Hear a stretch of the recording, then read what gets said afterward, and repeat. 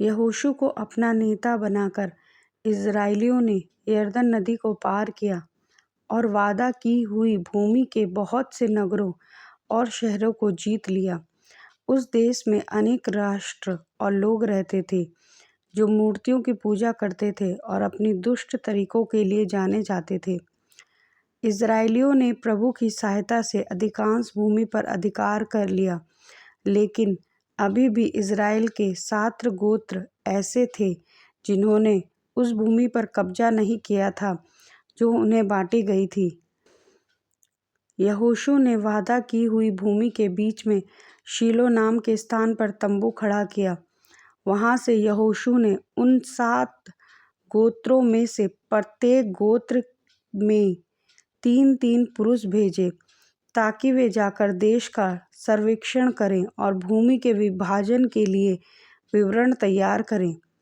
जब वे लौटकर आए तो यहोवा ने यहोशू को पवित्र चिट्ठी द्वारा दिखाया कि भूमि का कौन सा भाग किस गोत्र को दिया जाए। केवल लेवी गोत्र को भूमि नहीं दी जानी थी, क्योंकि वे यहोवा के याजक थे।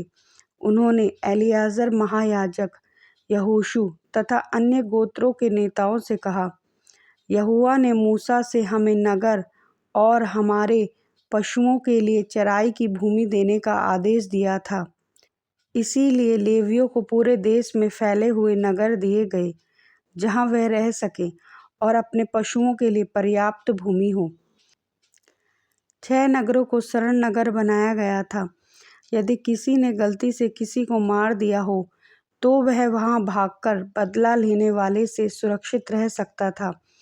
वहां इजरायली और विदेशी दोनों का निष्पक्ष न्याय होता था। यदि वे निर्दोष होते तो वहीं सुरक्षित रह सकते थे। इस प्रकार यहोवा ने इजरायलियों को वह सारा देश दे दिया जिसका उसने प्रतिज्ञा की थी। उन्होंने उसे जीत लिया और वहां बस गए। यहोवा ने उन्हें वह शांति दी जैसा उसने वादा किया था। यरदन नदी उत्तर से दक्षिण की ओर बहती थी। मूसा ने यरदन नदी के पूर्व में रहने वाले रूबेन, गाद और मनश्शे के आधे गोत्र को भूमि देने का वचन दिया था। मनश्शे के दूसरे आधे गोत्र के पास यरदन के पश्चिम में भूमि थी। पूर्व में रहने वाले गोत्रों ने यरदन नदी को पार करके बाकी गोत्रों की सहायता की थी।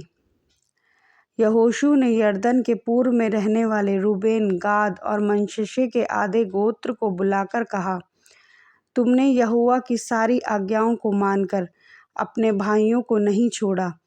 अब जाओ, उस देश में रहो जिसे मूसा ने तुम्हें दिया था, परंतु अपने परमेश्वर यहोवा की आज्ञाओं का पालन करते रहना। इन गोत्रों के सैनिक अपनी भूमि की ओर लौट चले, परंतु यरदन नदी पार करने से पहले उन्होंने उसके पश्चिम किनारे पर एक विशाल वेदी के आकार का स्मारक बनाया। जब पश्चिमी गोत्रों ने वह वेदी देखी तो वे क्रोधित हुए और उन्हें डर था कि यह गोत्र मूर्ति पूजा के लिए एक वेदी बना रहे हैं। वे युद्ध के लिए भी तैयार हो गए। हमला करने से पहले उन्होंने एक प्रतिनिधि मंडल भेजा, एलियाजर महायाजक का पुत्र पिनहास और प्रत्येक गोत्र का एक प्रतिनिधि। उन्होंने कहा, तुमने यहोवा के विरुद्ध विद्रोह करने के लिए यह वेदी क्यों बनाई? यहोवा की सच्ची वेदी तो शीलो में है, जहाँ वह हमारे बीच में रहता है। पूर्वी गोत्रों ने उत्तर दिया, हमने यह वेदी विद्रोह के लिए नहीं बनाई। यरदन नदी हमारे और तुम्हारे गोत्रों के बीच एक सीमा बन जाती है। हम चाहते थे कि यह स्मारक आपके बच्चों को याद दिलाए कि हम भी यहोवा की आराधना करने वाले हैं। यह वेदी होम बलि या बलिदान के लिए नहीं है, बल्कि परमेश्वर के सामने हमारी साझेदारी का चिन्ह है। पिनहास ने कहा, यहोवा हमारे बीच है, क्योंकि तुमने विद्रोह नहीं किया जैसा हमने सोचा। इसके बजाय तुमने हमें विनाश से बचाया है। पिनहास और प्रतिनिधि पश्चिमी गोत्रों के पास लौटे और समझाया कि यह स्मारक किसी विद्रोह के लिए नहीं बनाया गया था। रूबेन और गाद के लोगों ने उस वेदी का नाम रखा साक्षी की वेदी, यह कहते हुए, यह हमारे और उनके बीच यह गवाही देती है कि यहोवा हमारा भी परमेश्वर है।